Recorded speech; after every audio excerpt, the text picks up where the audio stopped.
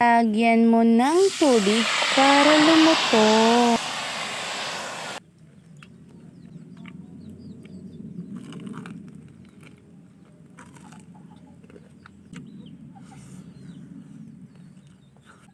Hello mga kamadiskarte.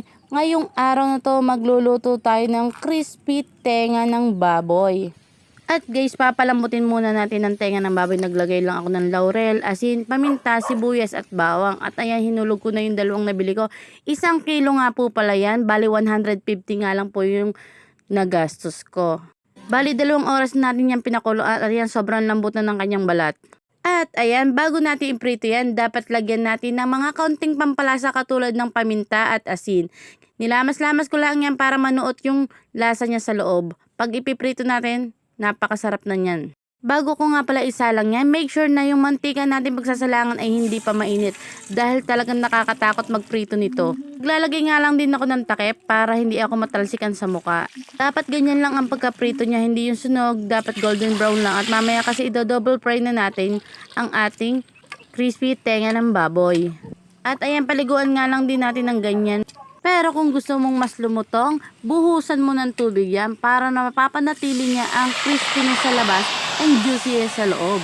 At paalala lang mga kabadiskarte, pag ginawa nyo ito, dapat bigla kayong lalayo.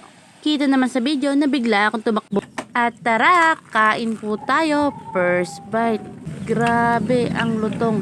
Samahan mo pa ng suka na may sibuyas. Swak na swak talaga. Talagang sa sobrang sarap, mapapakaning ka talaga. At kung nakarating ka sa video na to, paki-comment naman kung taga saan ka. Pa-follow and share na lang ang aking video. Kaya ikaw, kung gusto mong gayahin ang recipe na to, gayahin mo dahil sobrang sarap. Malutong na sa labas, juicy pa sa loob.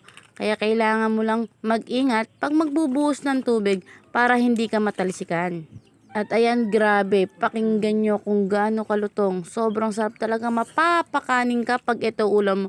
Pero dahan-dahan lang po, dahil ito ay nakakasama sa katawan pag sobra-sobra.